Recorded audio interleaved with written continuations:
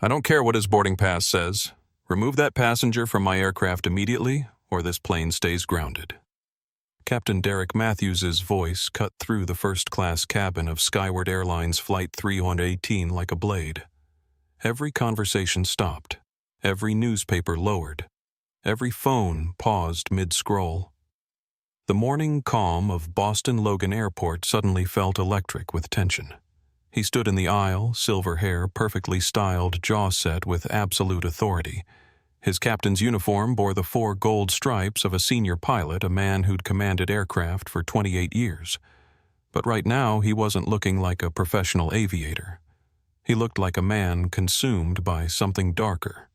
His accusing finger pointed directly at seat 2A, at Marcus Thompson. Marcus sat quietly, one leg crossed over the other, reading what appeared to be a technical manual. He wore simple khaki pants and a navy polo shirt. No designer labels, no flashy watch, no expensive briefcase. Just a man in his mid-40s with calm eyes and steady hands absorbed in his reading. He was black. And Captain Derek Matthews had a problem with that. I will not have someone like him sitting behind me. Matthews continued, his voice carrying that particular tone of authority that brooked no argument. He's a security risk, and frankly, he doesn't belong in this cabin. The gasps were audible. Phones came out instantly. The tension didn't just fill the air, it seemed to suck all the oxygen from the cabin. But what Captain Derek Matthews didn't know was that the man he was demanding to remove wasn't just any passenger. He wasn't a construction worker who'd gotten lucky with an upgrade. He wasn't someone trying to scam his way into first class. He was the one man with the power to end Matthews' entire career with a single phone call. And the federal badge hidden in his jacket pocket was about to turn the captain's world completely upside down. The morning had started like any other Tuesday at Boston Logan International Airport. The autumn air was crisp, carrying the scent of jet fuel and possibility. Terminal A buzzed with the usual pre-dawn energy of business travelers catching early flights to important meetings. Flight 318 to Miami sat at Gate 12, a Boeing 737 that had made this route hundreds of times before. The first-class cabin smelled of rich leather and freshly brewed coffee, a sanctuary for those who could afford the premium price tag. Marcus Thompson had arrived at the gate early, as was his habit. He'd checked in online, chosen his seat carefully, and boarded during the priority process without fanfare. He carried a single piece of luggage, a weathered leather briefcase that had seen years of travel and a thick manual tucked under his arm. To the casual observer, Marcus looked like middle management, maybe a regional sales director or a mid-level consultant. His clothes were neat but unremarkable. His posture was confident but not commanding. He had the kind of presence that blended into crowds, which was exactly what he wanted. He settled into seat 2A and opened his manual Federal Aviation Regulations, Passenger Rights, and Carrier Obligations. He'd read it dozens of times before, but today it wasn't for study. Today, it was for reference. The boarding process continued smoothly. Business travelers filled the premium cabin, settling into their oversized seats with the practiced ease of frequent flyers. Isabella Rodriguez, the lead flight attendant, moved through her pre-flight routine with professional efficiency. At 29, she'd been with Skyward Airlines for 8 years, working her way up from domestic routes to international flights. Isabella was Latina, born in El Salvador, but raised in Boston. She knew what it meant to work twice as hard for half the recognition. She'd seen discrimination in all its forms, both subtle and overt. But she'd also learned to navigate corporate politics to keep her head down and her opinions to herself. She had a mortgage to pay and a mother to support. The other passengers in first class represented the usual mix of wealth and privilege. In seat 1A sat Emma Sullivan, a tech executive in her 30s who'd built a corporate accountability software company from nothing. She had 500,000 social media followers and wasn't afraid to use her platform when she witnessed injustice. Seat 2B belonged to Richard Hawthorne, a hedge fund manager who treated flight attendants like servants and fellow passengers like inconveniences. He was the kind of man who believed money bought him the right to look down on others. Dr. David Park occupied seat 3A. A surgeon returning from a medical conference in Boston, he was quiet, observant, and possessed of the kind of moral clarity that comes from holding lives in your hands. In seat 1C, elderly Mrs. Eleanor Foster clutched her purse and tried to mind her own business. At 78, she'd seen enough of the world to recognize trouble when she smelled it. The junior flight attendant, Katie Williams, was 24 and idealistic. Fresh out of training, she still believed that airline policies existed to protect everyone equally. She looked up to Isabella as a mentor and tried to model her professional demeanor. Everything seemed routine. Everything seemed normal. Until Captain Derek Matthews emerged from the cockpit for his traditional first-class greeting. Matthews was the poster boy for Skyward Airlines' old guard. At 52, he represented everything the company wanted to project: experience, authority, competence. His silver hair was styled to perfection. His jawline could have been carved from granite. His uniform was pressed to military precision. He'd flown for 28 years, starting with regional carriers before working his way up to major airline captain. He'd survived mergers, downturns, and industry upheavals. He was a senior pilot, a Czech airman, and he let everyone know it. Matthews believed the sky belonged to him personally. He began his usual pre-flight ritual, working his way through the first-class cabin with practiced charm. He shook hands with Richard Hawthorne. "Good to see you again, Mr. Hawthorne. Smooth skies today." He winked at Emma Sullivan. "Ms. Sullivan, always a pleasure to have you aboard." Then he turned toward seat 2A. His smile vanished instantly. He looked at Marcus Thompson, then at the empty seat beside him, then back at Marcus. His eyes narrowed, taking in the casual clothes, the dark skin, the quiet demeanor, reading what looked like a technical manual. To Matthews, Marcus didn't look like a CEO or a diplomat. He didn't look like someone who belonged in first class. He looked like what Matthews privately called a mistake. Isabella Matthews snapped, not bothering to lower his voice. Isabella Rodriguez hurried over from the galley, her professional smile intact, but her eyes wary. She'd worked with Matthews before. She knew his moods. "Yes, Captain. Why is maintenance crew sitting in first class?" The cabin went dead silent. The hum of the auxiliary power unit seemed to fade away, replaced by a sudden heavy tension that pressed against everyone's eardrums. Conversations didn't just stop, they died mid-sentence. Marcus Thompson didn't look up from his manual. His jaw tightened once, almost imperceptibly. His fingers gripped the pages just a fraction tighter, but his voice remained steady, his posture unchanged. Isabella flushed pink. "Captain, that's Mr. Thompson. He's a passenger." Seat 2A. Matthews scoffed, a harsh, ugly sound that seemed to echo off the cabin walls. He stepped closer to Marcus, using his height and uniform to intimidate. "Let me see your ticket." Marcus slowly lowered his manual. He looked up, meeting Matthews' arrogant gaze with a calm that was somehow more terrifying than any outburst could have been. "I've already shown my ticket to the gate agent and the flight attendant captain. Is there a problem with the aircraft?" The question was perfectly reasonable. The tone was respectful. The words were chosen with precision. But Matthews heard something else entirely. "The problem," Matthews said, leaning in, so his voice dropped to a venomous whisper that somehow carried across the entire silent cabin, "is that I don't like liars. And I don't like people trying to game the upgrade. There is no way you purchased this seat legitimately." He straightened up, his voice returning to normal volume but losing none of its venom. "Did you use a stolen credit card? Employee fraud? Some kind of scam I haven't seen before?" Marcus closed his manual, carefully marking his place with deliberate precision. "I paid for my ticket the same as everyone else, Captain. I suggest you return to the cockpit. You're already 10 minutes behind schedule for pushback." The temperature in the cabin seemed to drop 10 degrees. No one spoke to Captain Derek Matthews like that.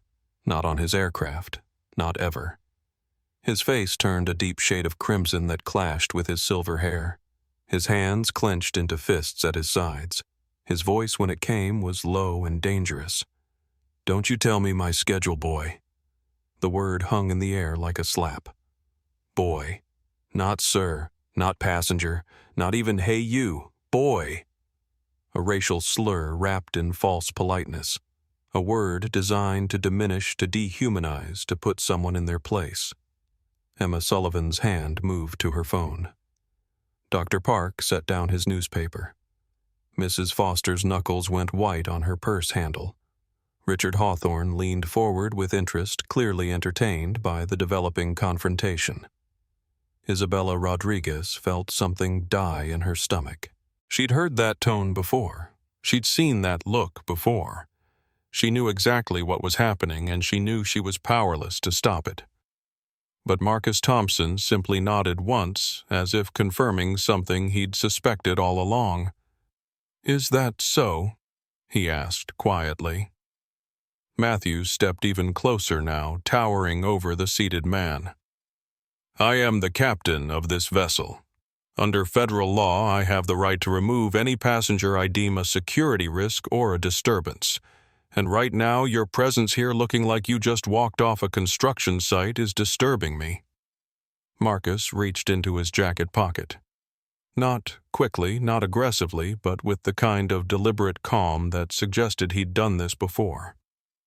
He pulled out his phone. One quick glance at the screen. One brief text message sent. Protocol 7. Status active. He put the phone away and looked back up at Captain Matthews. "You have exactly 12 minutes to return to your cockpit, Captain, before this situation becomes irreversible." Matthews laughed, a sound devoid of humor. "Irreversible? You think you can threaten me?" Marcus smiled for the first time since the confrontation began. It wasn't a warm smile. It wasn't a friendly smile. It was the smile of a man who knew something that no one else in the cabin knew. Something that would change everything. The clock had started ticking.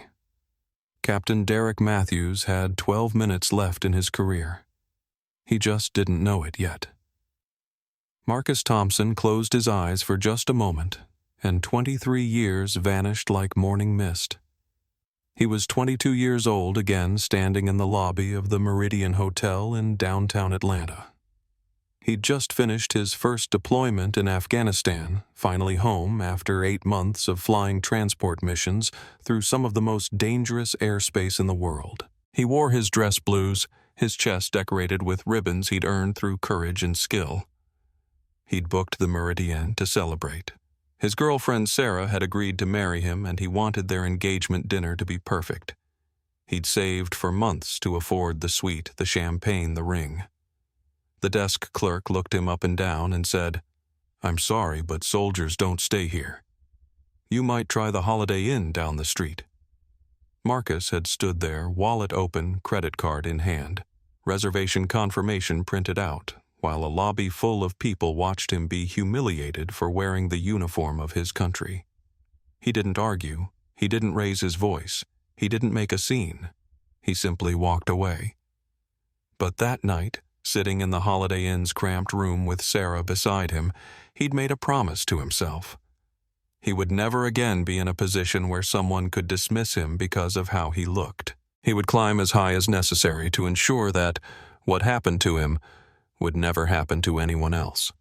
23 years later, that promise had shaped everything he'd become. After his military service, 12 years as an Air Force transport pilot, including tours in Iraq and Afghanistan, Marcus had joined the Federal Aviation Administration. He'd started as a junior safety inspector, working his way through the ranks with the same methodical determination that had made him an exceptional pilot. He specialized in passenger rights violations, discrimination cases, and corporate accountability. He was the inspector airlines feared most because he didn't announce his audits. He didn't give warnings. He simply showed up, observed, and documented. Over 15 years with the FAA, he'd investigated hundreds of cases. He'd seen discrimination in every form: passengers denied boarding because of their names, families separated because of their accents, individuals humiliated because of their appearance. But he'd also seen change, real measurable change. Airlines that had reformed their practices, flight crews that had learned to see passengers as people rather than problems, corporate cultures that had been forced to evolve. Marcus was now a senior federal aviation safety inspector for the Northeast region, with authority over every commercial flight operating in 9 states. His badge carried the full weight of federal law. His recommendations could ground airlines, revoke licenses, and trigger Department of Justice investigations. He was 45 years old, a widower raising a teenage daughter named Zoe. His wife, Sarah, the same Sarah from that hotel lobby 23 years ago, had died in a car accident 3 years earlier. Zoe was now 17, a senior in high school with plans to study law. She'd inherited her mother's fierce sense of justice and her father's quiet strength. "Dad," she'd said just last week, "I want to do what you do. I want to make sure the system works for everyone, not just people who look the right way." That conversation was why Marcus was on Flight 318 today. Skyward Airlines had received 47 formal complaints in the past 18 months regarding discriminatory treatment of minority passengers. 23 of those complaints specifically mentioned first-class discrimination. 8 complaints had specifically named Captain Derek Matthews, but complaints were just paperwork. Matthews was protected by his union, his seniority, and his clean flying record. Previous investigations had been stonewalled by airline management who preferred to settle cases quietly rather than admit fault. So Marcus had designed a different kind of investigation. No advance notice, no corporate liaison, no official protocols. Just a federal inspector dressed like an ordinary passenger carrying legitimate documentation flying in a seat he'd paid for with his own credit card. A test of whether Captain Matthews would treat a black passenger in first class with basic human dignity. The test was not going well.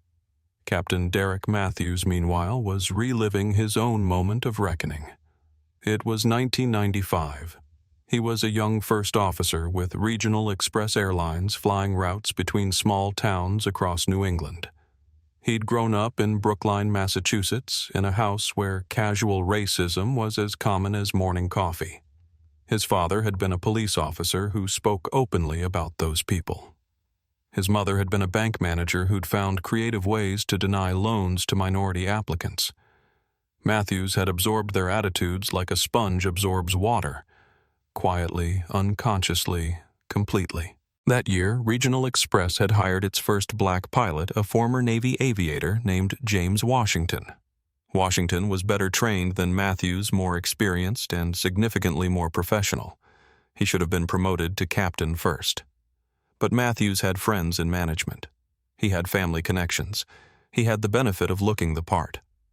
Washington was passed over 3 times for promotion.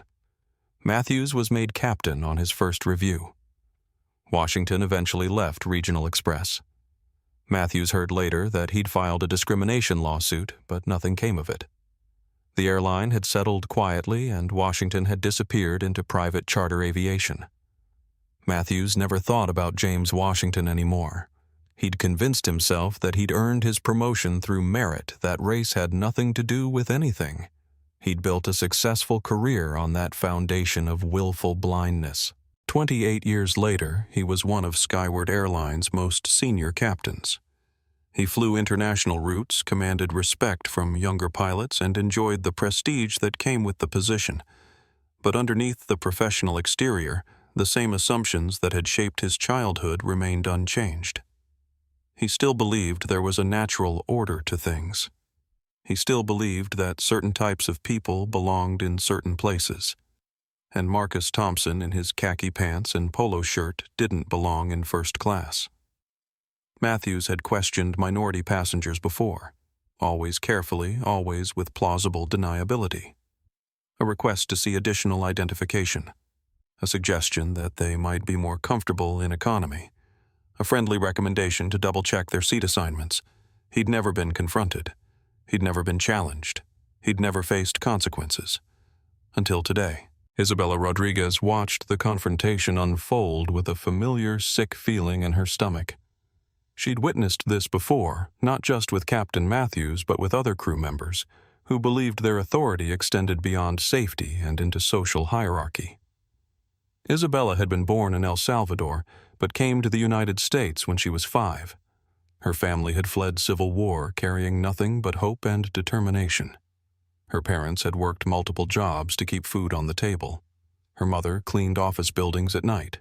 Her father washed dishes in restaurant kitchens. Isabella had put herself through college, earned a degree in hospitality management, and joined Skyward Airlines with dreams of becoming a corporate trainer. She wanted to help create a more inclusive airline industry where passengers were judged by their ticket class, not their skin color. But 8 years with the airline had taught her harsh lessons about institutional power structures. Complaints about discrimination were often buried in paperwork. Witnesses were discouraged from speaking up. Flight attendants who challenged problematic behavior found themselves assigned to less desirable routes. Isabella had learned to survive by staying quiet, keeping her head down and focusing on providing excellent service to all passengers equally. She couldn't change the airline's culture, but she could control her own actions. Now she was watching Captain Matthews cross lines that couldn't be uncrossed, and she was paralyzed by the impossible choice between job security and moral obligation. Emma Sullivan, meanwhile, was experiencing her own moment of recognition. At 34, Emma had built a successful technology company that specialized in corporate accountability software. Her platforms helped companies track and address discrimination in hiring, promotion, and customer service. She'd testified before Congress about algorithmic bias and had spoken at dozens of conferences about the intersection of technology and social justice. But she'd never witnessed blatant discrimination happening in real time right in front of her. Emma had 547,000 followers across social media platforms. She understood the power of documentation, the importance of witnesses, and the potential for viral content to drive real change. Her finger hovered over the live button on her phone. Dr. David Park sat in seat 3A, watching the confrontation with the analytical mind of a surgeon. At 41, he'd spent his career making split-second decisions under pressure. He understood the importance of precise observation and accurate documentation. As a Korean-American, Dr. Park had faced his own share of discrimination in the medical field. Patients who'd asked for a real American doctor. Colleagues who'd assumed he was a medical student rather than an attending physician. Department heads who'd consistently overlooked him for leadership positions. He'd learned to document everything, every slight, every bias, every institutional barrier, not out of paranoia, but out of necessity. In medicine, as in life, the truth was often obscured by those in power. Now he was watching a federal case unfold in real time, and his training kicked in. He began taking detailed notes. Richard Hawthorne represented everything wrong with privilege in America.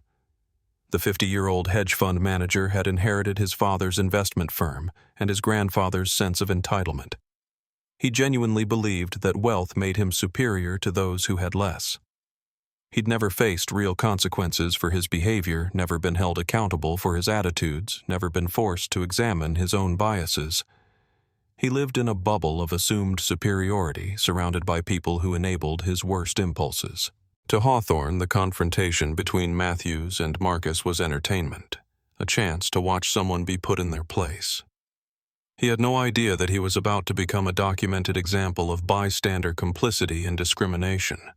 Mrs. Eleanor Foster was 78 years old and had lived through the civil rights era. She'd seen lynchings on television, watched integration battles play out in schools and restaurants, witnessed both the worst and best of American humanity. She'd raised 4 children to judge people by their character rather than their appearance. She'd volunteered with civil rights organizations in the 1960s. She'd donated to scholarships for minority students. But she'd also learned to keep quiet when confronted with discrimination in public spaces. Too many times she'd seen people who spoke up face retaliation, harassment, or worse. So she'd developed the habit of bearing witness silently, of remembering what she saw, of carrying the truth even when she couldn't speak it. Now, at 78, she was watching history repeat itself in the first-class cabin of a commercial airliner.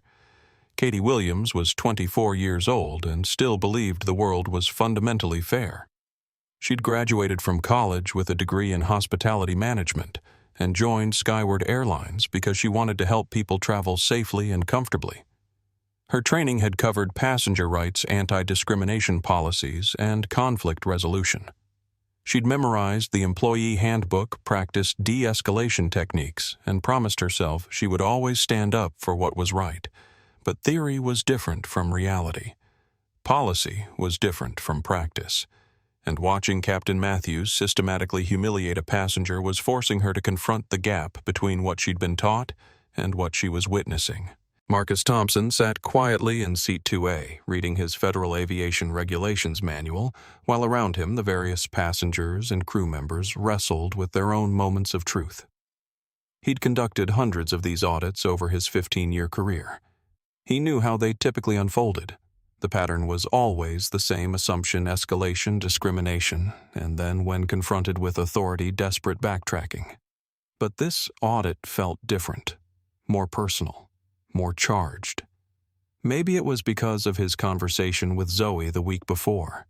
Maybe it was because of the sheer blatancy of Matthews' behavior. Maybe it was because he was tired of seeing the same patterns repeat themselves year after year. Or maybe it was because he could still remember standing in that hotel lobby 23 years ago, feeling small and powerless while people watched him be humiliated. Today, he wasn't powerless. Today, he carried the full authority of the federal government. Today, he could do more than just walk away. He checked his phone. Protocol 7 was now active. His entire team was monitoring the situation in real time. Audio and video recording had begun. Legal support was standing by. Captain Derek Matthews had 11 minutes left in his career. The countdown continued. Captain Matthews returned to the cockpit, but not to prepare for departure. Through the small window in the cockpit door, passengers could see him on the radio. His gestures animated, his face flushed with anger. Isabella Rodriguez moved through the cabin, checking seatbelts and stowing carry-on bags, but her movements were mechanical. Her mind was entirely focused on the growing tension that seemed to press against the cabin walls like atmospheric pressure.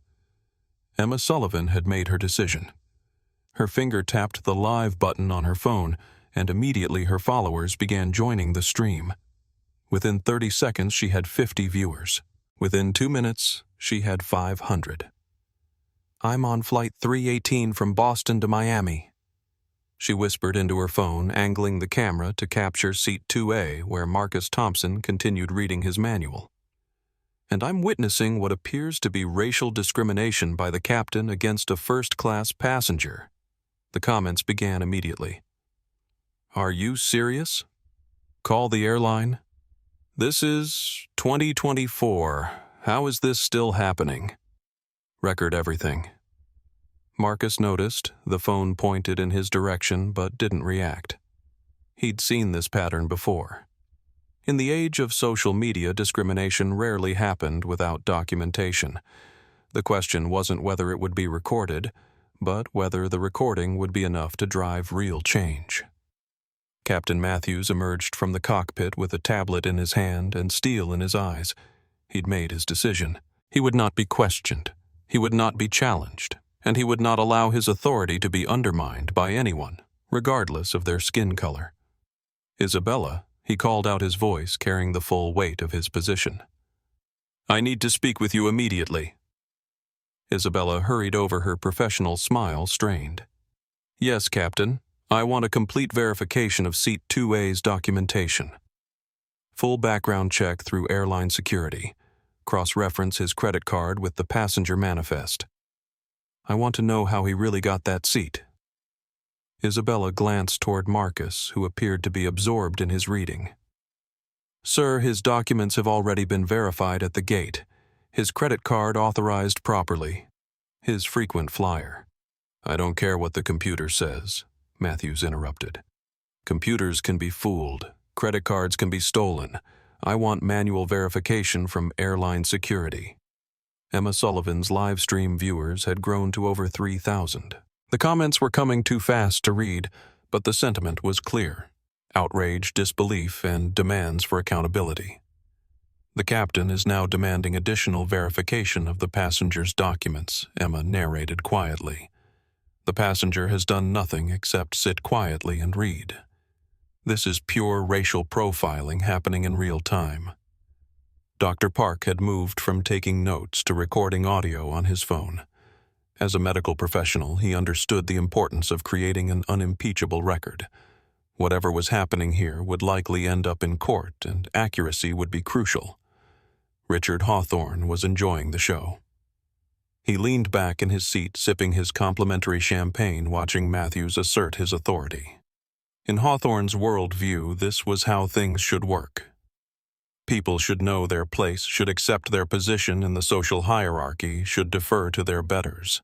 About time someone checks these people, he muttered just loud enough for his seatmates to hear. Mrs. Foster's hands trembled slightly as she clutched her purse. She'd seen this before decades ago, but the pain of recognition was fresh. The casual cruelty, the institutional power used as a weapon, the way decent people stayed silent while someone was methodically dehumanized. Katie Williams approached Isabella hesitantly. What's happening? Why is the captain so upset? Isabella's voice was tight with strain. He wants additional verification of Mr. Thompson's documents. But why? He hasn't done anything wrong. Keep your voice down, Isabella whispered. Just do your job. But Katie was young enough to still believe that doing her job meant protecting passengers from discrimination, not enabling it. She looked toward seat 2A, where Marcus Thompson continued reading as if nothing was happening around him. Matthews returned to Marcus with tablet in hand, flanked by Isabella like she was his backup. His approach was theatrical, designed to intimidate and humiliate. Sir, he said, his voice loud enough to ensure the entire first-class cabin could hear. I need to verify your identity and payment method. Please present your driver's license, credit card, and any additional identification you may have. Marcus slowly lowered his manual and looked up at Matthews. His expression was perfectly calm, but something had shifted in his eyes, a coldness that hadn't been there before. Captain, I've already provided the required identification to your airline's representatives.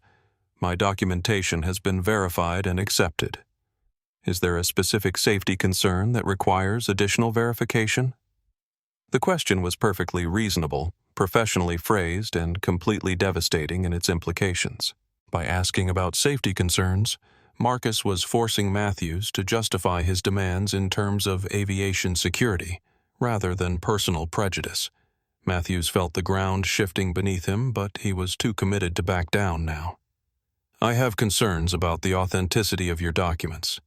Present your identification immediately, or I'll call airport security to remove you from this aircraft. Emma Sullivan's live stream now had 8,000 viewers. She zoomed in on Matthew's face, capturing every expression, every gesture, every word. The captain is now threatening to have airport security remove a passenger who has committed no crime except being black in first class, she narrated. This is exactly the kind of discrimination that drives people away from air travel. Marcus reached into his wallet and calmly produced his driver's license and credit card. He handed them to Matthews without comment, his movements deliberate and controlled. Matthews examined the documents with theatrical intensity, turning them over, holding them up to the light, comparing the photo to Marcus's face multiple times. This could be fraudulent, he announced to the cabin. These days anyone can fake an ID. Isabella, call airline security. I want these documents verified through multiple databases. The cabin erupted in whispers. Other passengers were now openly staring, their conversations forgotten. The delay was becoming impossible to ignore. Dr. Park stood up. As a surgeon, he was accustomed to speaking with authority in crisis situations. Captain, as a medical professional, I've reviewed many identification documents. Those appear to be legitimate government-issued credentials. What specific indicators suggest fraud? Matthews whipped around to face him. Sit down, Doctor. This doesn't concern you. Actually, it does, Dr. Park replied calmly. I'm a passenger on this aircraft, and I'm witnessing what appears to be discriminatory treatment. As a citizen, I have both the right and the obligation to observe and document potential civil rights violations. Emma Sullivan's live stream exploded with comments. Her viewer count had jumped to over 15,000 as word spread across social media platforms. The captain just told a doctor to sit down for questioning potential discrimination, she narrated. Other passengers are now getting involved. This is escalating quickly. Marcus watched the interaction with growing interest. He'd designed the audit to test Matthew's response to a single black passenger, but it was becoming clear that the captain's bias extended far beyond racial profiling. Matthews was exhibiting a pattern of authoritarian behavior that suggested deeper problems with impulse control and respect for passenger rights. Isabella returned from the galley with a phone, her hands shaking slightly. Captain, I have airline security on the line. Matthews grabbed the phone. This is Captain Matthews on Flight 318. I need immediate verification of passenger documents. Seat 2A. Possible fraudulent identification and credit card theft. He listened for a moment, then held out the phone toward Marcus. Security wants to speak with you. Marcus took the phone calmly. This is Marcus Thompson. How can I help you? The conversation was brief and professional. Marcus provided his social security number, answered basic identity verification questions, and confirmed his credit card's security code. Then he handed the phone back to Matthews. Matthews listened to the security officer's response, his face growing progressively redder. Are you sure double-checked the credit card authorization? What do you mean no flags? Run it through the fraud database again. The conversation continued for several more minutes, with Matthews becoming increasingly agitated as security confirmed that all of Marcus's documentation was legitimate, his credit card was valid, and his identity was verified. Finally, Matthews hung up the phone and glared at Marcus. They say everything checks out, but I'm not convinced. Something doesn't add up here. Dr. Park spoke up again. Captain, what exactly doesn't add up? His identification is valid, his credit card is legitimate, and his ticket was properly purchased. What additional verification do you require? I require, Matthews said through gritted teeth, passengers who belong in first class to actually belong in first class, not people trying to game the upgrade or scam their way into premium seating. The cabin fell completely silent. The accusation was now explicit. Marcus Thompson didn't belong in first class because of how he looked, how he dressed, and ultimately because of who he was. Emma Sullivan's live stream had reached 25,000 viewers. The hashtag Skyward Discrimination was beginning to trend on social media. News outlets were starting to pick up the story. The captain has now explicitly stated that he believes this passenger doesn't belong in first class, Emma narrated. Despite valid documentation, proper payment, and no misconduct whatsoever. This is discrimination, pure and simple. Marcus closed his manual and set it carefully on his lap. When he looked up at Matthews, his expression had changed. The calm was still there, but underneath it was something harder. Something that suggested the test had been completed and found wanting.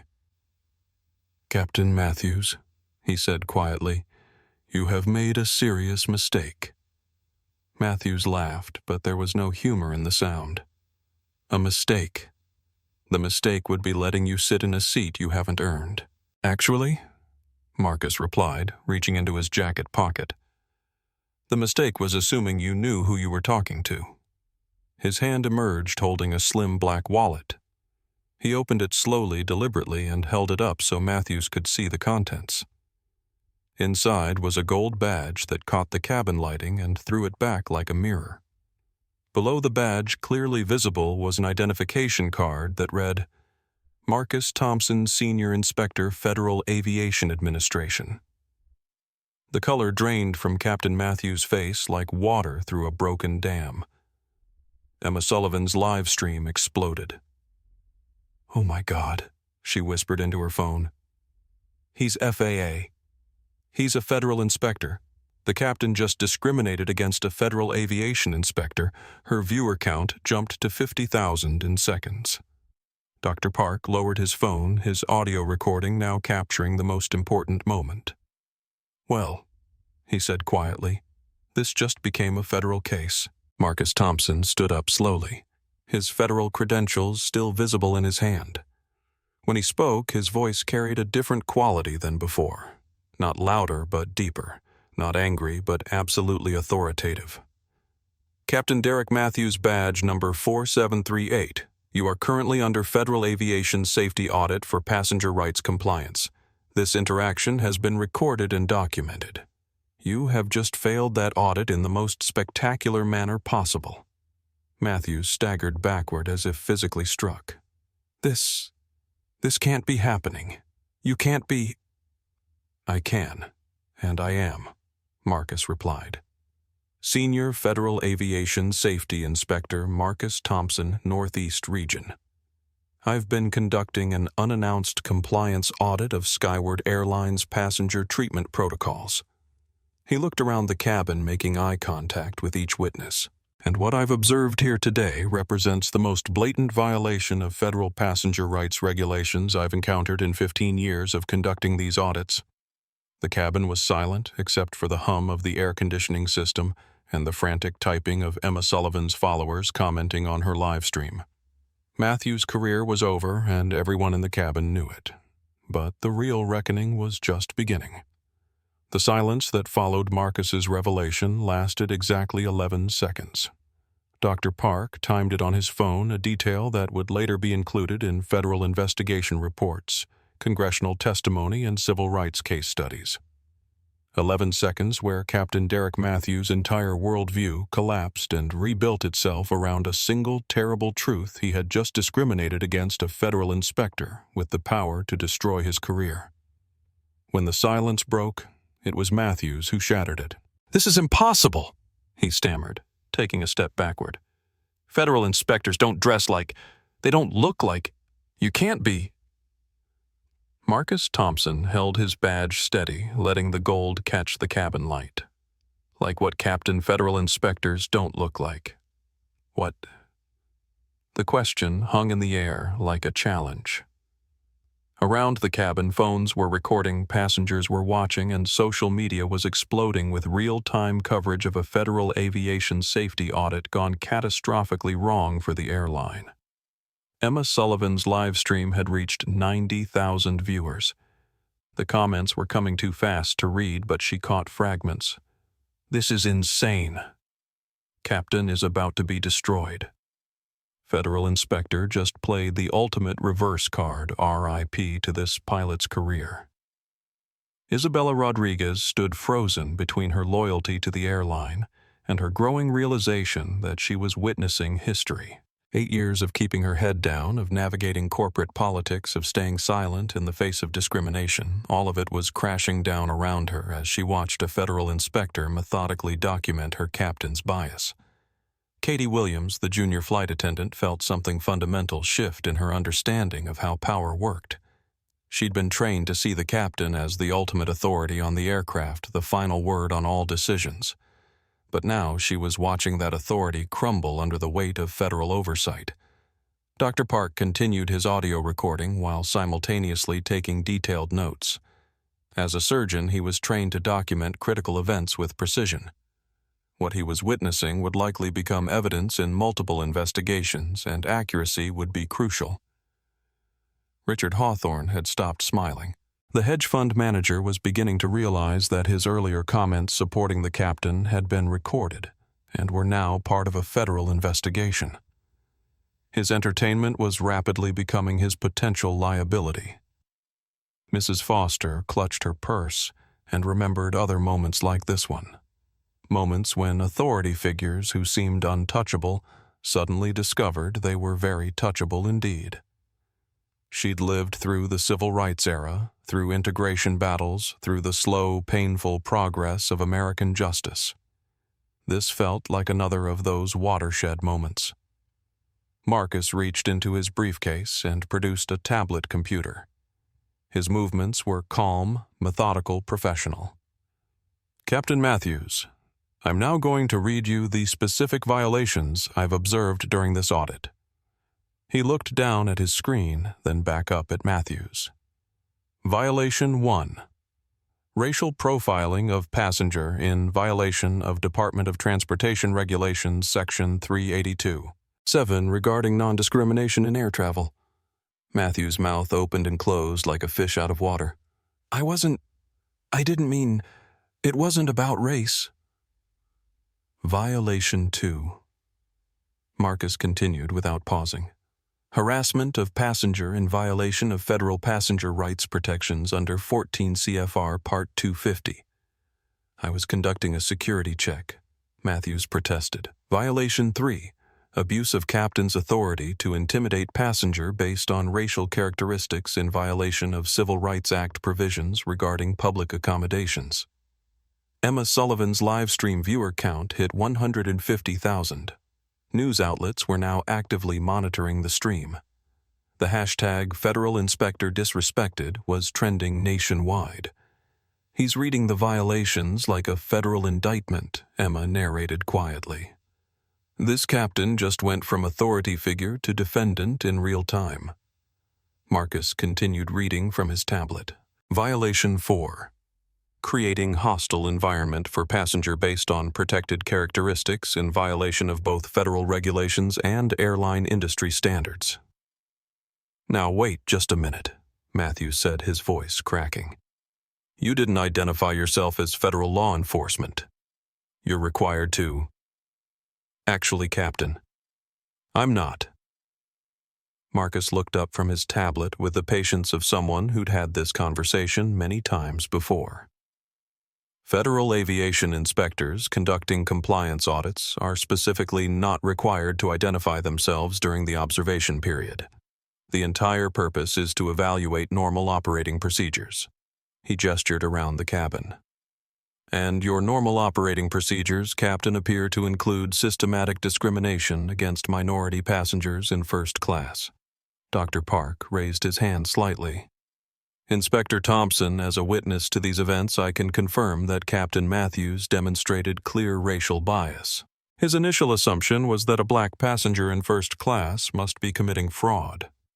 Thank you, Dr. Park, Marcus replied. Your witness statement will be included in my report.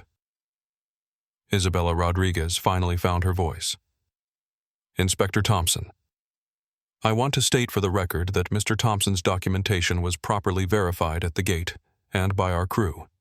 There was never any legitimate reason to question his presence in first class. Matthews whipped around to stare at Isabella. What are you doing? You're my crew. I'm a professional flight attendant, Isabella replied, her voice steady despite her shaking hands. And I witnessed discrimination. I have an obligation to report what I saw. Katie Williams stepped forward. I also witnessed the discrimination. Captain Matthews made assumptions based on appearance and race. I've never seen anything like this in my training. Matthews looked around the cabin, desperately seeking support, finding only witnesses to his downfall. This is insane! I'm the captain! I have authority on this aircraft! Marcus closed his tablet and looked directly at Matthews. Captain, your authority extends to aviation safety, not to civil rights violations. And what you've demonstrated here has nothing to do with safety and everything to do with prejudice. He stood up, his federal credentials still visible. I'm now going to inform you of the immediate consequences of your actions. Matthews's face had gone completely white. Consequences? First, Marcus said, consulting his tablet again. I'm recommending immediate suspension of your pilot's license pending full federal investigation. You can't do that. I can, and I am. Second, I'm filing a formal complaint with the Department of Justice Civil Rights Division regarding violation of federal passenger rights. This is a misunderstanding. You can resolve this quietly, can't you? I mean, no real harm was done." Marcus's expression didn't change. "Captain, you attempted to have a paying passenger removed from an aircraft based solely on his race. You abused your position of authority to intimidate and humiliate someone you perceived as vulnerable. That's not a misunderstanding. That's a federal crime." Emma Sullivan's live stream had reached 250,000 viewers. Major news networks were now reaching out to her directly for licensing rights to the video. The story was breaking nationally in real time. The inspector is now explaining the federal consequences she narrated. "This is unprecedented. I've never seen anything like this." Dr. Park continued documenting everything. As a medical professional who testified in court cases, he understood the importance of precise observation. Inspector Thompson is conducting himself with remarkable professionalism given the circumstances. Captain Matthews, on the other hand, is demonstrating classic signs of someone who's realized the magnitude of his mistake. Marcus reached for his phone and dialed a number. "This is Inspector Thompson, badge 4738. I'm initiating immediate safety compliance action on Skyward Airlines Flight 31E. I need Federal Aviation legal support and Department of Transportation civil rights liaison." He listened for a moment, then continued. "Yes, discrimination case. Multiple witnesses, recorded evidence, complete documentation. Priority-level federal intervention required." Matthews watched helplessly as Marcus spoke with federal authorities, each word sealing his fate more completely. When Marcus hung up, he turned back to Matthews. "Captain, Federal Aviation legal support is en route. Department of Transportation investigators are being dispatched. FAA Enforcement Division is opening a formal case file." "My union," Matthews said desperately. "I need to call my union representative." "You have that right," Marcus agreed. "But I should inform you that discriminatory conduct is specifically excluded from union protection under federal aviation regulations. Your union can provide legal counsel, but they cannot protect you from federal civil rights charges." Richard Hawthorne, who had been silent since the revelation, finally spoke up. "Look, Inspector, surely we can handle this reasonably. Captain Matthews is a good pilot with a long record. Maybe some additional training." Marcus turned to look at Hawthorne. "Sir, are you suggesting that federal civil rights violations should be resolved through additional training rather than legal accountability?" Hawthorne realized his mistake immediately. No, I didn't mean..." "Because that statement is also being recorded and will be included in the investigation file." Emma Sullivan's followers were going crazy in the comments. The rich guy just implicated himself, trying to minimize federal civil rights violations on live stream. "These people really think money buys them out of everything." Mrs. Foster finally spoke, her elderly voice carrying clearly across the cabin. "Young man," she said, addressing Marcus, "in my 78 years I've seen discrimination take many forms, but I've rarely seen it challenged so effectively. You've done something important here today." Marcus nodded respectfully. "Thank you, ma'am. But this isn't about me. It's about ensuring that every passenger is treated with dignity, regardless of how they look or where they come from." Matthews made one last desperate attempt. "Inspector Thompson, I have 28 years of flying experience. I have a clean safety record. This was a mistake in judgment, not what you're making it out to be." Marcus considered this for a moment. "Captain, let me ask you something. In those 28 years, how many other minority passengers have you questioned inappropriately? How many other people have you humiliated based on your assumptions about who belongs where? Matthew's silence was answer enough. "That's what I thought," Marcus said quietly. "This wasn't a mistake, Captain. This was a pattern. And patterns of discrimination require institutional intervention, not personal apologies." The cabin fell silent again as the full weight of the situation settled over everyone. Captain Derek Matthews, who had started the day as a respected senior pilot, was now facing federal investigation, license suspension, and civil rights charges. All because he'd assumed a black man in first class must be committing fraud. Marcus Thompson sat back down in seat 2A and reopened his manual. "Captain, I suggest you contact your union representative and legal counsel. Federal investigators will want to interview you within the next few hours." Matthews stood there for another moment, looking around the cabin at the witnesses to his downfall before slowly walking back toward the cockpit. His career was over, and everyone knew it. But the real consequences were just beginning. The cockpit door closed behind Captain Matthews with a soft click that somehow sounded like a prison cell locking. Through the small window, passengers could see him slumped in his chair, his head in his hands, the weight of his destroyed career pressing down on his shoulders. Marcus Thompson returned to his Federal Aviation Regulations manual as if nothing had happened, but the atmosphere in the cabin had changed completely. What had been a routine morning flight had become a documented federal case with witnesses, recordings, and evidence that would reshape how discrimination in aviation was prosecuted. Emma Sullivan's live stream had reached 400,000 viewers and was climbing. News outlets worldwide were now monitoring the feed, and her phone was buzzing with interview requests from CNN, MSNBC, Fox News, and international media. The hashtag Skyward Discrimination was trending in 17 countries. "I want to be clear about what we just witnessed," Emma said into her camera, her voice steady despite the magnitude of the moment. "A federal aviation inspector was discriminated against by an airline captain, and we watched it happen in real time. This isn't alleged discrimination. This isn't a he said, she said situation. This is documented, recorded witness discrimination against a federal law enforcement officer." The comments were pouring in faster than anyone could read. "This is going to change everything." That pilot just ended his own career. Federal inspector played the long game, justice in real time. "This is better than any movie." Dr. Park had filled several pages of notes and continued recording audio.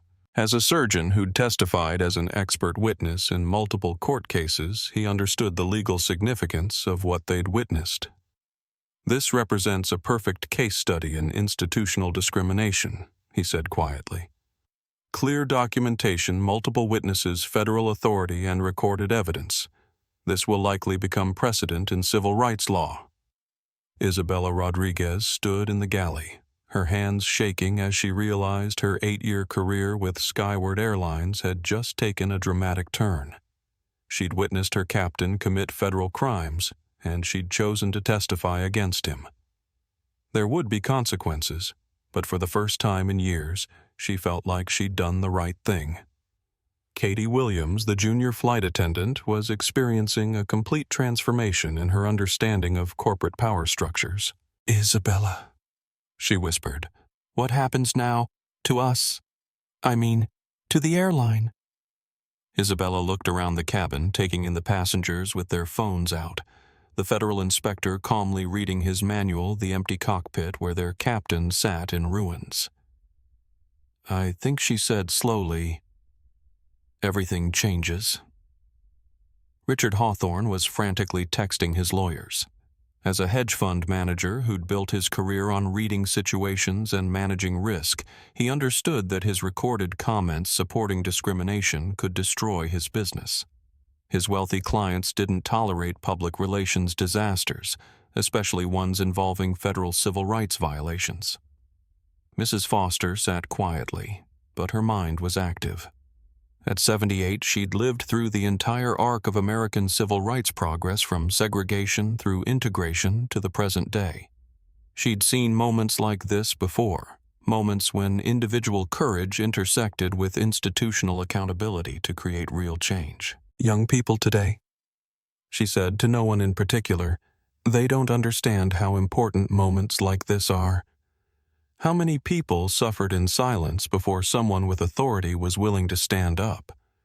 Marcus looked up from his manual and caught her eye. "Mrs. Foster. Eleanor Foster. Mrs. Foster. Would you be willing to provide a witness statement for the federal investigation? Absolutely, she replied without hesitation. I've seen enough discrimination in my life to recognize it immediately, and I've lived long enough to know how rare it is to see justice happening in real time. Marcus's phone rang. He glanced at the caller ID and answered immediately. Inspector Thompson. The entire cabin fell silent, straining to hear his side of the conversation. Yes, sir. Complete documentation. Multiple witnesses. Live streamed to over 400,000 viewers. Yes, sir, I believe this represents the most comprehensive discrimination case we've developed. Immediate license suspension recommended. Full DOT civil rights investigation. Yes, sir, I'll remain on scene until federal support arrives. He hung up and looked around the cabin. That was the FAA regional administrator. Federal investigators are en route to Boston Logan. Department of Transportation civil rights investigators are being dispatched from Washington. This case is now a federal priority. Emma Sullivan nearly dropped her phone. A federal priority. What does that mean? Marcus considered how much to reveal. It means this case will be used as a model for how discrimination in aviation is investigated and prosecuted. It means the Department of Justice will likely file federal charges. And it means the airline industry is about to face new standards for passenger treatment. Isabella Rodriguez stepped forward. Inspector Thompson, what happens to the flight crew? To those of us who witnessed this, Ms. Rodriguez, you and Ms. Williams demonstrated professional integrity by documenting what you saw and speaking up for passenger rights. That will be noted in my report as exemplary conduct under difficult circumstances. Katie Williams felt a surge of pride. She'd stood up for what was right despite pressure from her captain. Her training had taught her to put passenger safety and rights first, and she'd done exactly that. Marcus continued. However, I should inform everyone that you'll all be interviewed by federal investigators. This is now a formal civil rights case, and your testimony will be crucial. Dr. Park raised his hand. Inspector, as a medical professional, I'm familiar with federal investigation procedures. Will we need legal representation? Not unless you were complicit in the discrimination. For witnesses who documented civil rights violations, the government typically provides legal support to ensure your testimony is protected. Richard Hawthorne's face had gone completely pale. What if someone made comments supporting the captain before they knew? Marcus looked at him directly. Mr. Hawthorne, federal investigators will review all recorded evidence, including social media comments and passenger statements. If you made discriminatory comments supporting Captain Matthews's actions, that becomes part of the investigation record. Emma Sullivan's live stream exploded with comments about Hawthorne's obvious panic. Rich guy just realized he's caught. Money can't buy you out of federal civil rights charges. He really thought he could support discrimination with no consequences. The plane's PA system crackled to life. It was First Officer James Rodriguez, Isabella's cousin, who had been in the cockpit during the entire incident. Ladies and gentlemen, this is First Officer Rodriguez. Due to a federal investigation in progress, this flight has been officially grounded pending arrival of federal authorities. Passengers will be accommodated on alternative flights, and Skyward Airlines will cover all expenses related to this delay. Marcus made another call. This is Inspector Thompson. I need immediate communication with Skyward Airlines corporate leadership. Yes, CEO level. Federal discrimination case involving one of their captains. Media coverage already global. Yes, they need to respond immediately. Within 10 minutes, Marcus's phone rang. Inspector Thompson. This is Patricia Blackwood, CEO of Skyward Airlines. I understand we have a serious situation. Ms. Blackwood, one of your senior captains, has committed multiple federal civil rights violations against a paying passenger.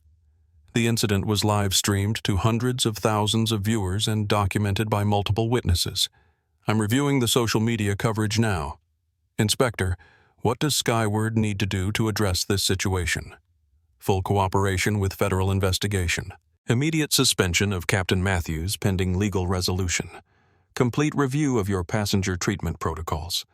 and a public statement acknowledging what happened and committing to institutional change. Consider it done. Inspector, I want to personally apologize for what you experienced on our aircraft. This does not represent Skyward Airlines' values. Ms. Blackwood, I appreciate the apology, but this incident reveals institutional problems that go beyond one pilot. Federal investigators will want to review your complaint history training protocols and response procedures for discrimination cases. Emma Sullivan's followers were now over 600,000, with major news networks picking up the story globally.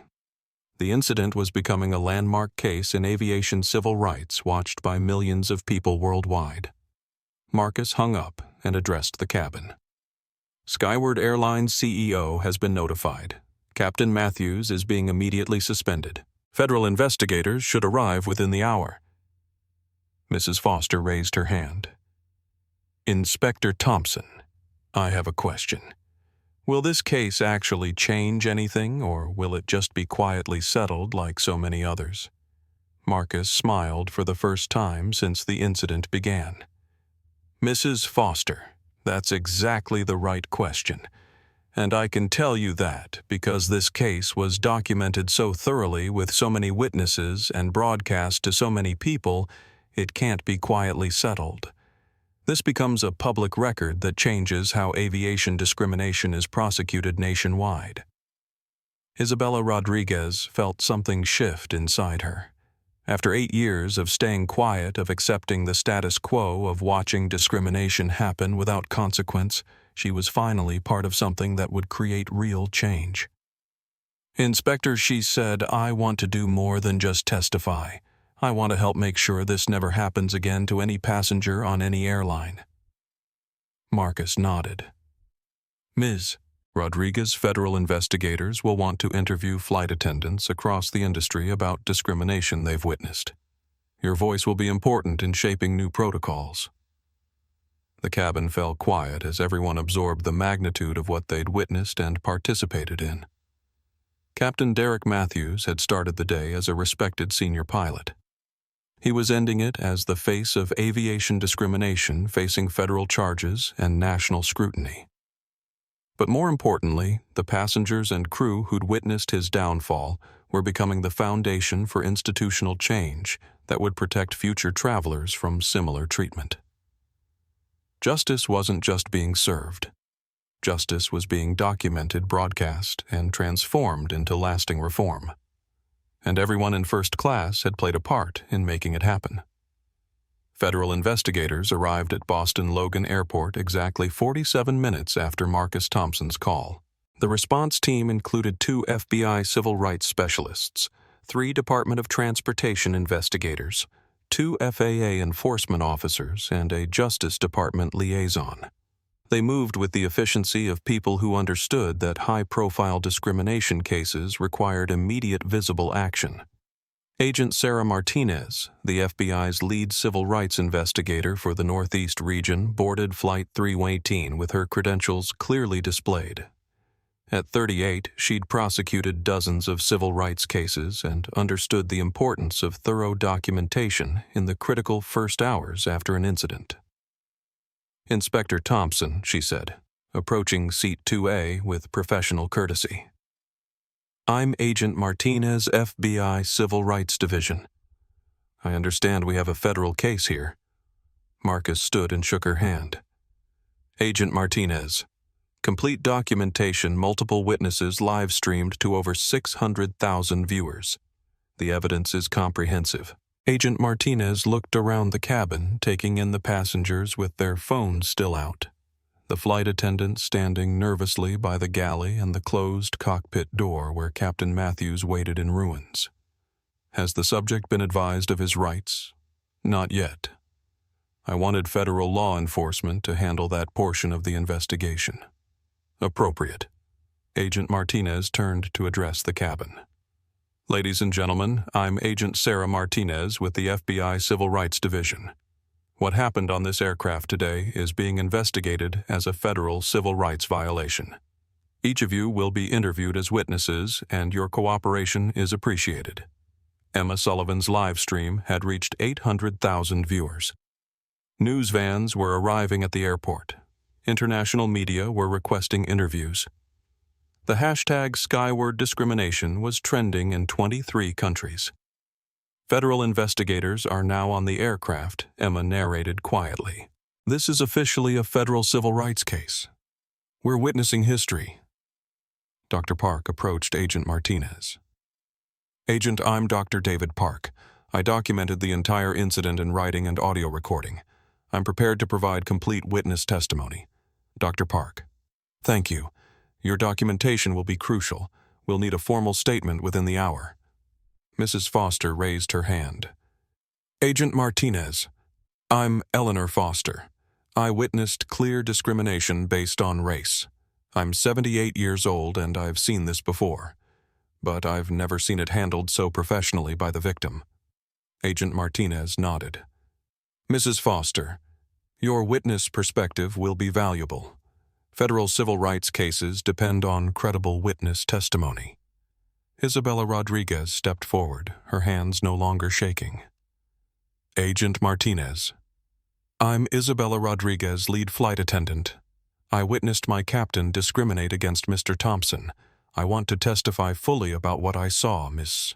Rodriguez's flight crew testimony is particularly important because you understand normal airline procedures. Your statement will help establish that this was discrimination, not legitimate security screening. Katie Williams joined Isabella. I'm Katie Williams, junior flight attendant. I also witnessed the discrimination and want to testify. Captain Matthews threatened to fire me for defending the passengers' rights. Agent Martinez made notes. Ms. Williams' retaliation against crew members for protecting passenger rights is itself a federal violation. Your testimony will be crucial. Richard Hawthorne tried to slip toward the back of the cabin, but Agent Martinez's trained eye caught the movement. Sir, you're also a witness. I'll need to speak with you as well. Hawthorne's face went ashen. I really don't have anything to add. I wasn't paying attention. Emma Sullivan's followers were commenting rapidly. The rich guy is trying to escape. Too late, buddy. You're on federal livestream. Agent just caught him trying to sneak away. Agent Martinez consulted her notes. Mr. Hawthorne, according to witness statements, you made comments supporting the captain's discriminatory actions. That makes you a key witness, potentially a co-participant. Co-participant. Hawthorne's voice cracked. I didn't realize. Sir, federal civil rights law holds that those who encourage or support discriminatory actions can be held accountable as participants in the violation. Marcus watched the investigation unfold with professional satisfaction. This was exactly why he conducted unannounced audits. When discrimination happened spontaneously without preparation or legal coaching, it revealed the true attitudes and institutional biases that could otherwise remain hidden. His phone rang again. The caller ID showed FAA Headquarters, Washington, D.C. Inspector Thompson. Marcus, this is Administrator Johnson. I'm watching the media coverage from here. Outstanding work. This case is going to change how we handle aviation discrimination nationwide. Thank you, sir. The evidence is comprehensive. Multiple witnesses, complete documentation, viral social media coverage. This should be prosecution ready within days. Marcus, I'm recommending you for the Administrator's Award for Excellence in Civil Rights Enforcement. But more importantly, I'm authorizing you to lead a new task force on aviation discrimination. This case proves we need institutional change across the industry. Marcus felt a surge of satisfaction. Not personal vindication, but professional accomplishment. This was why he'd joined the FAA to create real change that protected all passengers. I accept, sir. When do we start? Immediately. The Department of Transportation is fast-tracking new regulations based on your findings. Congress is already asking questions. This case is going to have national impact. Agent Martinez approached the cockpit door and knocked firmly. Captain Matthews, this is Agent Martinez, FBI Civil Rights Division. I need to speak with you immediately. The door opened slowly and Captain Derek Matthews emerged looking like a man who'd aged 10 years in 2 hours. His uniform was rumpled, his face was pale, and his hands were shaking. "Captain Derek Matthews," Agent Martinez said formally, "you are under federal investigation for civil rights violations, under 18 U.S.C. Section 245, deprivation of rights under color of law. You have the right to remain silent. You have the right to an attorney. Anything you say can and will be used against you in federal court." The Miranda rights reading was broadcast live to nearly 1 million viewers worldwide. Emma Sullivan's followers were witnessing a federal arrest in real time. "This is unprecedented," Emma whispered into her camera. A commercial airline captain being read his rights for discriminating against a passenger. "I've never seen anything like this." Matthews looked around the cabin, desperately seeking some escape from his nightmare. But everywhere he looked, he saw witnesses to his discrimination. Federal investigators documenting his crimes and phones recording his downfall. "I want a lawyer," he said quietly. "That's your right, Captain. You're being transported to federal detention pending formal charges. Your pilot's license is immediately suspended pending investigation outcome." 2 FBI agents escorted Matthews off the aircraft in handcuffs. The image of a senior airline captain being arrested for discrimination was captured by dozens of passengers and broadcast globally within minutes. Agent Martinez turned back to the cabin. "Ladies and gentlemen, formal interviews will begin immediately. Your cooperation in this federal investigation is appreciated and will help ensure justice is served."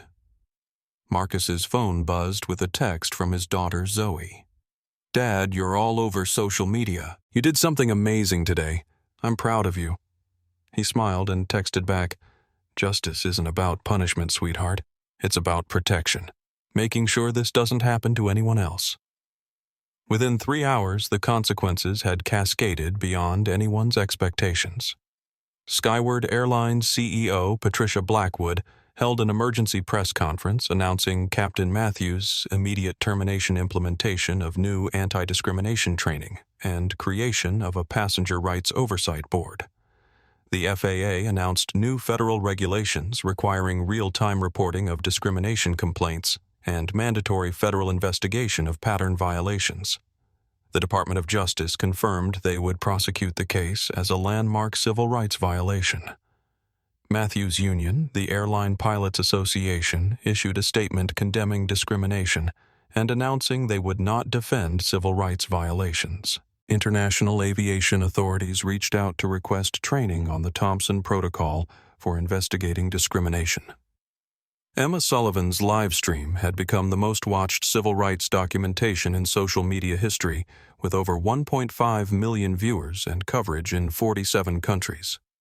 By evening, Captain Derek Matthews was in federal custody facing charges that carried potential prison time and guaranteed career destruction. His pilot's license was revoked, his airline pension was under review, and his name had become synonymous with aviation discrimination. But the real victory wasn't Matthews' downfall. It was the institutional change that began immediately. Isabella Rodriguez received a call from Skyward Airlines headquarters, offering her a promotion to Director of Passenger Rights Training. Katie Williams was offered a full scholarship to complete her aviation management degree. Dr. Park was invited to join a federal advisory committee on transportation discrimination. Mrs. Foster became an overnight spokesperson for senior passengers' rights, giving interviews about the importance of speaking up when witnessing discrimination. Even Richard Hawthorne, facing potential federal charges for supporting discriminatory actions, announced he would donate $1 million to civil rights organizations as acknowledgement of his poor judgment. Marcus Thompson sat in the airport hotel that evening writing his federal investigation report. But more importantly, he was drafting the framework for new aviation civil rights protocols that would protect every passenger who flew in American airspace. His daughter Zoe called as he finished writing. "Dad, I watched the news coverage. You changed everything today." "No, sweetheart. Marcus replied, looking out at the airport where planes continued to arrive and depart carrying passengers who would now be protected by new standards his investigation had created. We all changed everything. Every witness who spoke up, every person who refused to stay silent, every voice that demanded justice. Is this what you meant when you said your job was about protection? Marcus smiled. Exactly what I meant. Today we protected everyone who flies from being treated the way I was treated. That's worth more than any punishment we could give to one discriminatory pilot. Justice wasn't just served on Flight 318. Justice was institutionalized, documented, and transformed into lasting protection for every passenger who would ever board an aircraft in the United States. And it all started with a federal inspector who refused to accept that being black meant he didn't belong in first class.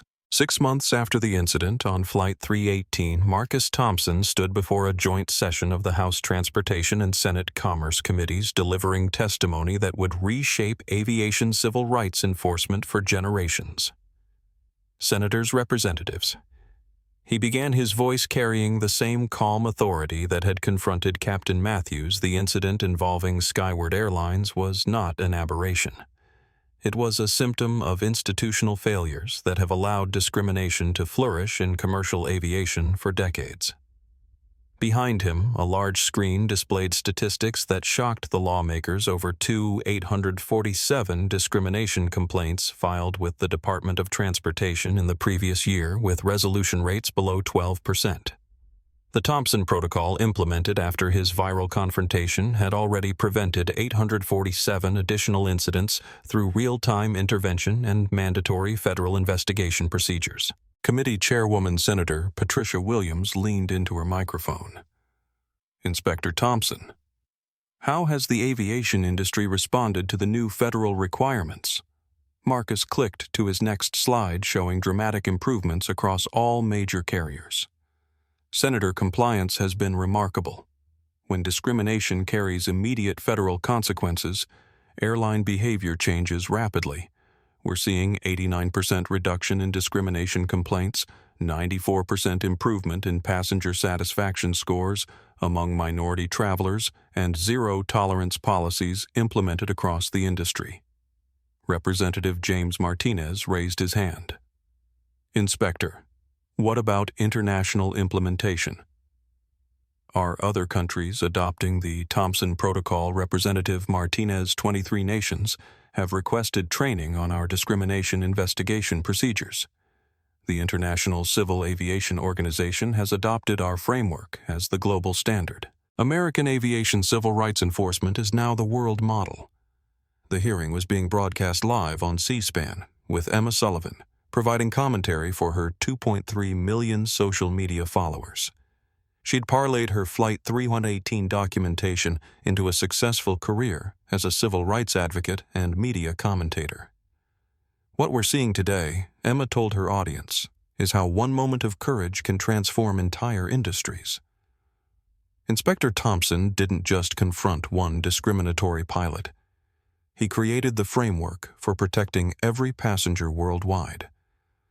The institutional changes had been swift and comprehensive.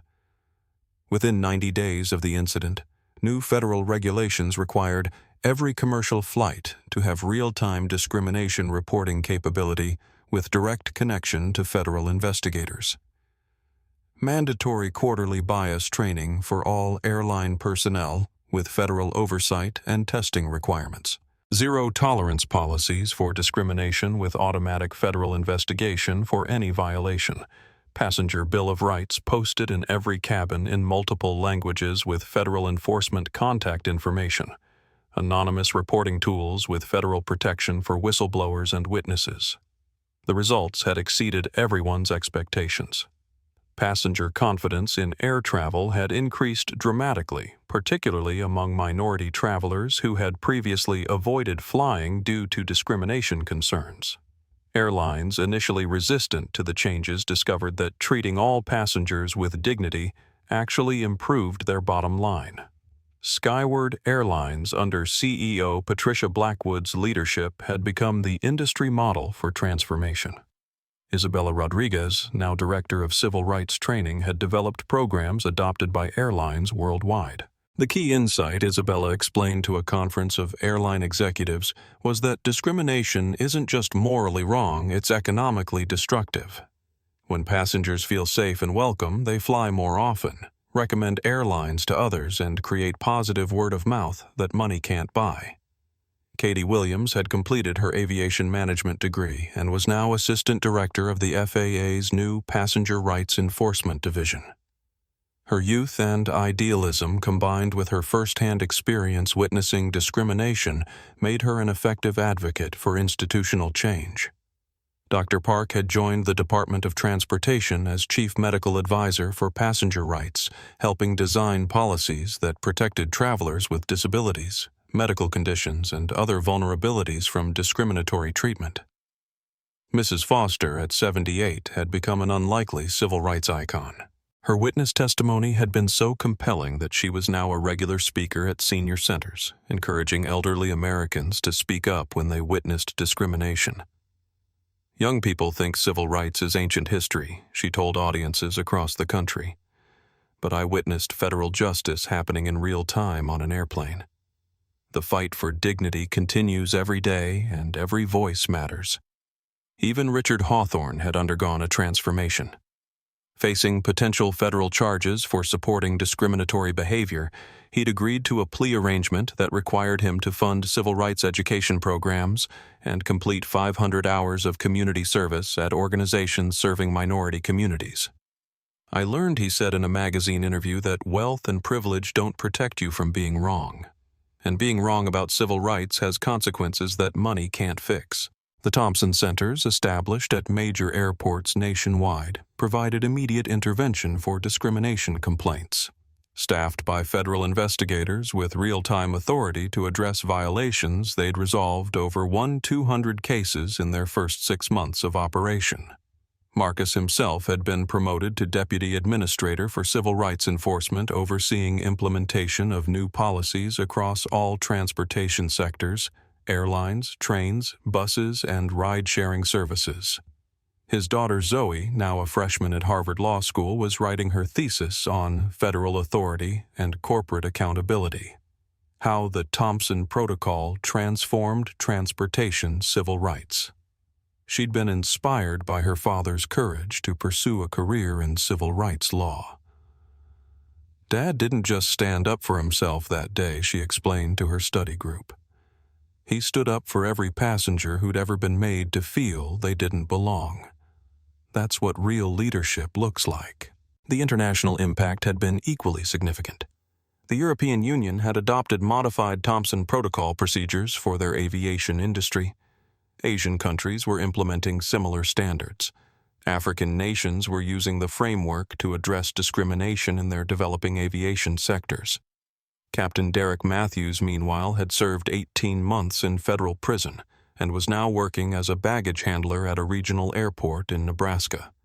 His pilot's license had been permanently revoked, his airline pension had been forfeited, and his name had become a cautionary tale taught in aviation schools worldwide. But the real measure of success wasn't Matthews' punishment. It was the protection now afforded to every passenger who boarded an aircraft anywhere in the United States. The annual Thompson Report, issued by the Department of Transportation, documented continued progress.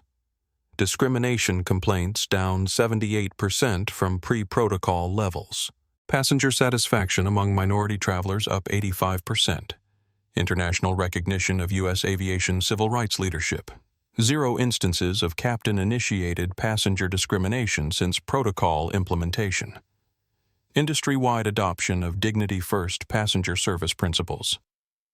Marcus stood in his office in Washington, D.C., looking out at Ronald Reagan National Airport, where diverse travelers moved freely through terminals designed to welcome everyone equally. His work had created a foundation of protection that would outlast any individual career or administration. His phone rang. Inspector Thompson. This is Secretary Rodriguez from the Department of Transportation. The President would like to see you next week. He's considering nominating you for a new position, Director of National Transportation Civil Rights. Marcus smiled. "I'd be honored, Madam Secretary. Inspector, your work has transformed how America thinks about civil rights in transportation. The President wants to expand that model to all federal agencies." After hanging up, Marcus reflected on the journey from that morning on Flight 318 to this moment. One instance of courage supported by witnesses willing to speak up had created protections for millions of travelers. But the most important change wasn't in policy or procedure. It was in understanding. The incident had demonstrated that discrimination wasn't just a relic of the past. It was an ongoing challenge that required ongoing vigilance. And when good people stood up, spoke out, and demanded justice, the entire framework could change quickly and permanently. Emma Sullivan, now covering civil rights issues for major networks, often reminded her audience of the deeper lesson. The Thompson Protocol didn't just protect passengers from discrimination. It proved that individual courage combined with institutional authority and public witness can transform entire frameworks overnight. The legacy of Flight 318 wasn't about one discriminatory pilot being held accountable. It was about creating a world where no passenger would ever again be told they didn't belong in a seat they'd paid for. And that legacy would protect travelers for generations to come. 1 year to the day after the incident on Flight 318, Marcus Thompson boarded the exact same flight Boston to Miami, Skyward Airlines Seat 2A. But everything else had changed. Captain Maria Vasquez, the first Latina captain on the Boston-Miami route, personally greeted him as he boarded. "Welcome aboard, Inspector Thompson. It's an honor to have you fly with us." Isabella Rodriguez, now Chief Training Officer for Skyward Airlines, supervised a diverse crew that had been trained in the new Thompson Protocol standards. Every flight attendant understood that passenger dignity was their primary responsibility, even before safety demonstrations. Emma Sullivan, covering the anniversary flight for national media, documented the transformation with the same phone that had broadcast the original discrimination to the world. "This is what justice looks like," she told her 3.2 million followers. "Not just punishment for wrongdoing, but institutional change that prevents future victims." The first-class cabin was filled with diverse passengers, all treated with equal dignity and respect. Where Captain Matthews had once seen threats and problems, Captain Vasquez saw valued customers deserving of professional service. In the seat where Richard Hawthorne had once supported discrimination, Dr. Park now served as a federal advisory board member, continuing his work to protect passengers' rights. Mrs. Foster occupied her usual seat, now recognized as a civil rights advocate who'd helped change aviation history. As the plane lifted off from Boston, Logan Marcus reflected on the journey that had brought him from victim of discrimination to architect of institutional change. His work had protected millions of travelers, but the personal transformation was equally significant. His daughter Zoe had graduated summa cum laude from Harvard Law School and was now clerking for the Supreme Court, inspired by her father's demonstration that federal authority could be used to protect the vulnerable rather than perpetuate injustice. "Dad," she'd said at her graduation, "you taught me that power isn't about authority over others. It's about using whatever platform you have to ensure everyone is treated with dignity." Marcus had carried that lesson into his new role as Director of National Transportation Civil Rights, where the Thompson Protocol was being expanded beyond aviation to all forms of public transportation. Trains, buses, rideshare services, and even taxi companies now operated under federal civil rights oversight that prevented discriminatory treatment. The statistics were compelling, but the human stories were more important. Thousands of passengers had written to thank Marcus for creating a travel environment where they felt safe and welcome. Minority families were taking vacations they'd previously avoided. Business travelers no longer worried about being humiliated based on their appearance. Captain Derek Matthews had completed his federal sentence and was now working for a nonprofit organization that provided job training for formerly incarcerated individuals. His mandatory community service had evolved into genuine commitment to civil rights advocacy. I spent 28 years believing that some people didn't belong in certain places, Matthews said in a documentary about aviation discrimination. Inspector Thompson taught me that the only person who didn't belong was someone who treated others with disrespect. The transformation hadn't been limited to aviation. The Thompson Protocol had become a model for addressing discrimination in housing, employment, education, and healthcare. Federal agencies across government had adopted similar rapid response mechanisms for civil rights violations. International impact had been equally significant. The United Nations had requested Marcus to lead a global task force on transportation discrimination. Countries worldwide were implementing Thompson Protocol standards, creating an international network of civil rights protection for travelers. But perhaps the most important change was cultural. A generation of young Americans had grown up seeing discrimination challenged immediately and effectively. The viral footage of Marcus confronting Captain Matthews was taught in schools as an example of how individual courage could create institutional change. The lesson of Flight 318. Marcus often told audiences, isn't that discrimination can be prevented by perfect policies. It's that discrimination must be confronted by real people willing to speak truth to power. As the anniversary flight descended toward Miami, Marcus received a text from Administrator Johnson. Marcus, the President is announcing the National Civil Rights Medal ceremony next week. You're the first recipient. Congratulations on changing America. Marcus smiled and showed the text to Isabella Rodriguez, who was conducting the safety demonstration with the professionalism that had helped her rise from flight attendant to corporate trainer. Inspector, she said, you know what the real victory is. It's not awards or recognition. It's that passengers don't have to be afraid anymore. They don't have to wonder if they'll be humiliated for their skin color or discriminated against for their appearance. They can just travel. The plane touched down in Miami smoothly, and Marcus gathered his belongings. The same weathered briefcase, the same federal regulations manual, the same calm presence that had confronted discrimination and emerged victorious. But now those tools served a different purpose. Instead of documenting discrimination, they prevented it. Instead of investigating violations, they created protections. Instead of reacting to injustice, they built frameworks that promoted dignity for everyone. As passengers deplaned, many stopped to shake Marcus's hand or take photos with the man who'd transformed their travel experience. Children pointed him out to their parents. That's Inspector Thompson. He's the one who made flying fair for everyone. Marcus Thompson walked through Miami International Airport, past Thompson Centers, staffed with federal investigators, under signs posting passenger rights in multiple languages through terminals designed to welcome travelers of every background. He'd started his career investigating individual cases of discrimination. He was ending it having created institutional protections that would outlast any single case or career. Justice wasn't about revenge or punishment. Justice was about creating a world where everyone belonged, where dignity was protected, and where power served people rather than prejudice. And as Marcus walked toward his connecting flight, another routine trip on another American airline now bound by Thompson Protocol standards, he knew that his promise had been kept.